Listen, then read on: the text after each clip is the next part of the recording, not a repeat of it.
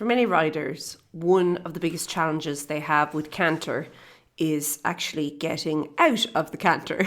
And it can be really disheartening when you put all the work into the good transition into canter and then being able to follow your horse in the canter and make it work for you, only to have this horrible, bumpy, hollow experience when you actually try and transition back to trot. And that's what we're going to talk about today. Smoothing out the transition from the canter to the trot. Okay, let's dive in.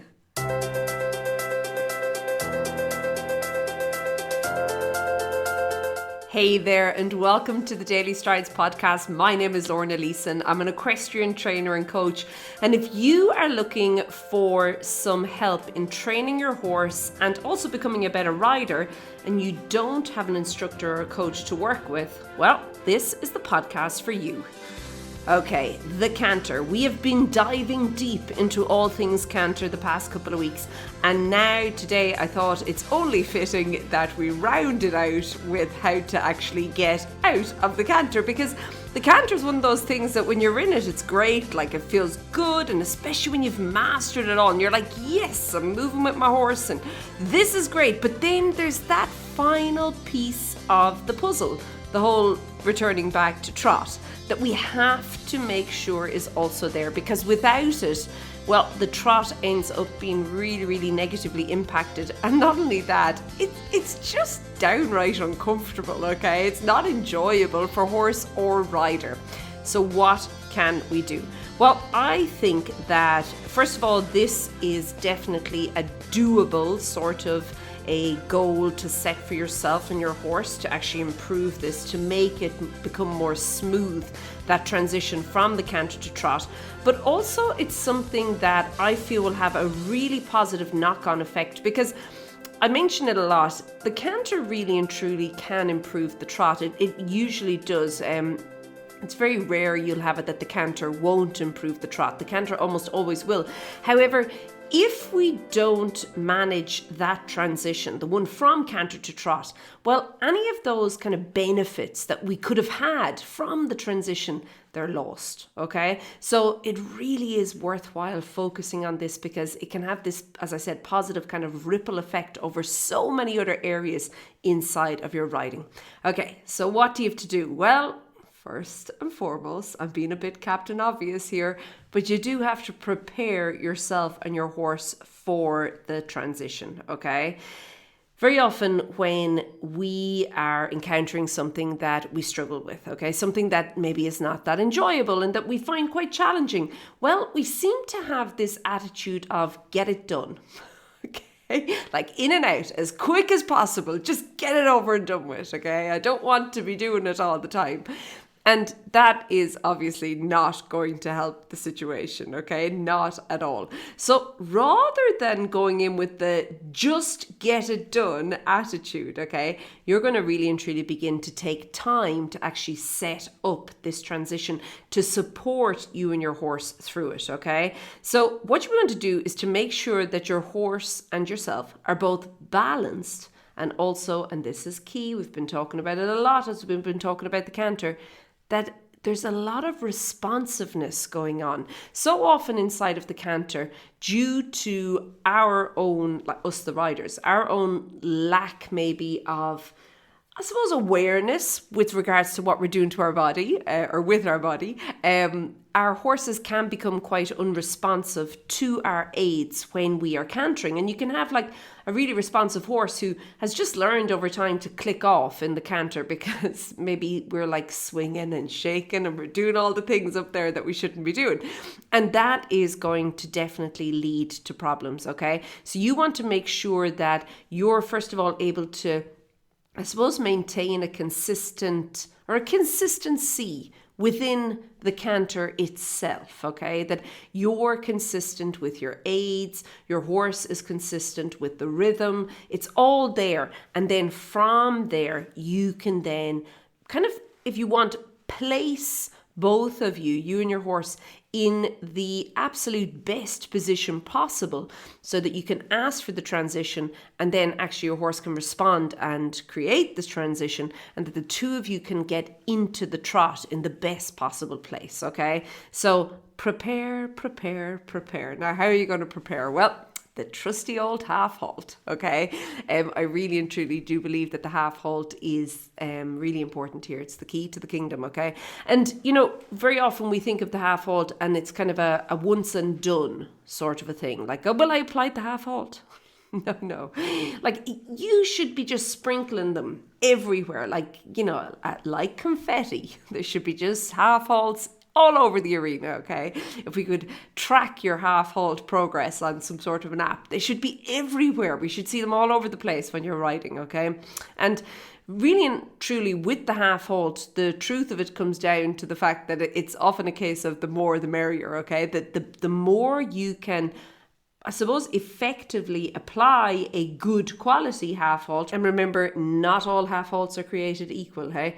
But when you can apply a good quality half halt and you've got them all over the place, you're not only rebalancing both yourself and your horse before the transition itself, but you're also bringing the focus and the attention to the job at hand, okay? Like sometimes when we've been cantering for maybe a circle or 2 or 3, the focus can begin to wane a little, okay? Particularly if it's a younger horse or less experienced horse, or maybe a horse is not that fit.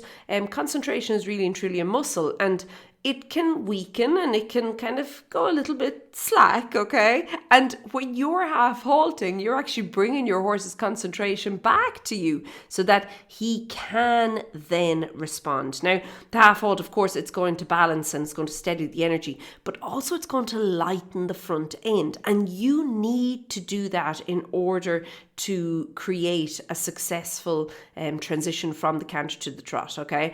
Like we want that the back end becomes more engaged, and in doing so, the horse is just taking a little bit more weight kind of on the haunches, if you want, or on the back end.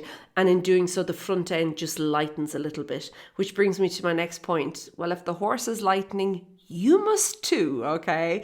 But seriously, sitting up and engaging your core. Now, sitting up, I often see people get confused with sitting up. You say to them, sit up, and they end up, they ride like ducks, okay? And they kind of arch their lower back and they pin their shoulders blades back, like their shoulder blades are almost touching each other. They're kind of, shoulders back. That's not what I mean. What I really mean here is that you are practicing what you're asking your horse to practice, which is self-carriage, okay? You're really and truly carrying yourself. You're sitting up tall, you're engaging the core muscles. This is going to help you not only maintain your balance, it's also going to put you in the correct position to allow the transition to happen, and also to give better aids to your horse, okay? If you're in the right position, well, it goes without saying that the aids are going to be more clear, okay? And your horse is going to be able to understand a little bit more. And when your horse understands more, when there's clarity around it all, well, there's a better chance of you getting the response you're looking for from your horse, okay? So the half halt for your horse leading to this self-carriage, and then coupling that with your commitment, your own half-halting, okay, your own self-carriage, that is going to really and truly help you. And plus, if you do collapse through the transition, and I see this happen, so many riders, they just kind of collapse down. It's like people say the house of cards, and they just kind of fall down. They don't fall down, they're not falling off the horse, but they just collapse. You can see their whole body. They kind of go, I don't know, like limp in the saddle, okay? When that happens, it is going to only result in even more bouncing and bumpiness on your part. And of course, that is going to lead to hollowness with your horse. And as I said earlier, while the canter very often can create this better quality trot, it can't do that if we're going to block it all. And we will block. We will block the energy, and we will block the progress, and we will block all the loveliness that we could have gotten from the canter if we are allowing our bodies to collapse through that downward transition, okay? So you really, really have to carry yourself.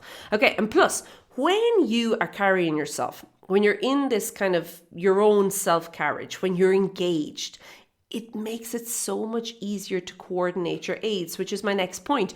You have to be able to ask the right way in order for your horse to understand, okay? So many people just pull, But that's not how we ask. Like, what I would suggest doing here is really and truly focusing on the seat first. And, the canter has this swing or this roll. We spoke about it a couple of episodes ago. But you need to then be very sure of, okay, this is the roll, but also, oh, look, my inside seat bone is slightly ahead of my outside seat bone.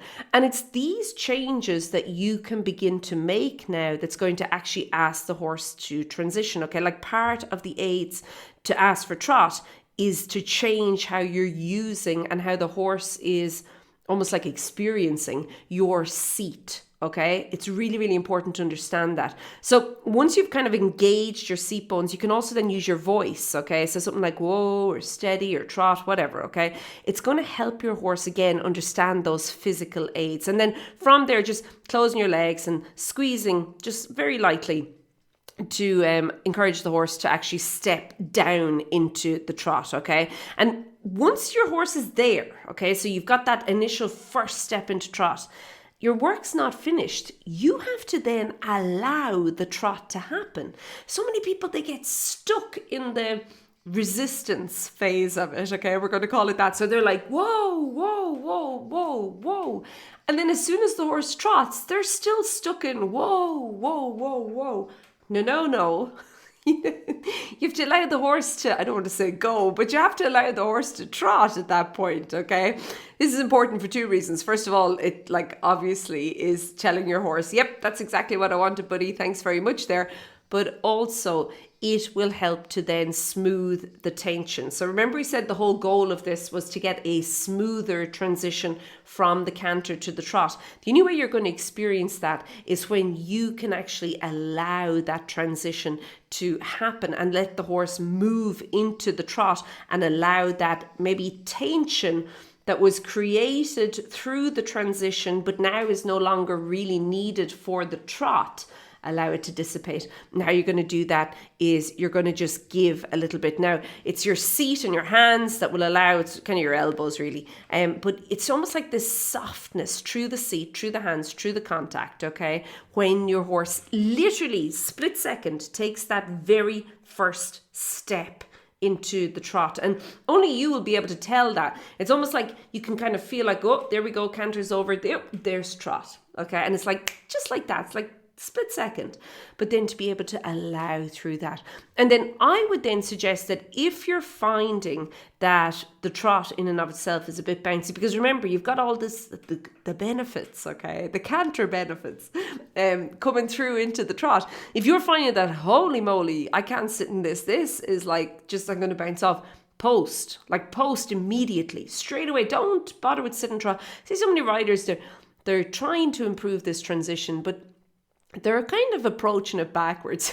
Instead of just kind of step by step getting each part sorted out and then later working on the sitting trot or kind of transitioning into sitting trot, don't do that initially. If you're not supple enough to really move with the horse, you're just going to ruin a good transition. So rather post. It's so much easier then for you to rebalance yourself and also for you to get off your horse's back. So remember I said all the goodness, the benefits, okay?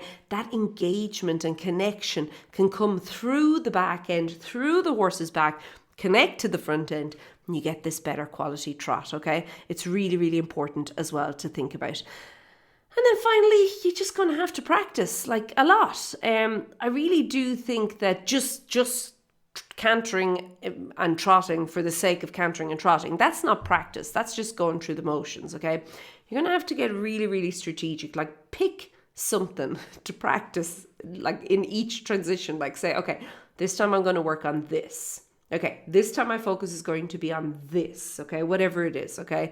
But pick something and then really and truly work on improving that. It could be like your timing, it could be your aids, it could be your coordination, it could be your self-carriage, it could be the half halt, it could be setting it up, it could be the rhythm, it doesn't matter, okay? Pick something, anything at all, and really and truly work on that for you and your horse. I do think that it's important to remember that over time, as you refine your aids more, as you and your horse become stronger and more developed, it is going to become more smooth, okay? Like it's going to be less kind of, whoa, landing, holy moly. It'll be nice. You'll step down into the trot from the canter. But that will take time, and it will take consistency from you in what you're doing with your horse. If you would like more help on improving your canter, okay, and you want to really and truly kind of, smooth things out and get it working for you, less hit and miss, okay, and more smooth and connected, I'm going to invite you to go over to stridesforsuccess.com/canter. The Improve Your Canter program is there, and with 4 audio lessons each week, okay? It's a 4-week program, but 4 days a week you'll be doing something different with your horse to actually help you and your horse in the canter. I think it'll really, really help you just to understand everything firstly, but also then put it into practice. And of course, you listen to the audio lessons as you ride your horse. So it's a bit like I'm in the arena with you, ride instructor in your pocket. Okay, I'm going to leave it at that. Have a super day, keep well, and I'll chat to you soon. Be good, bye.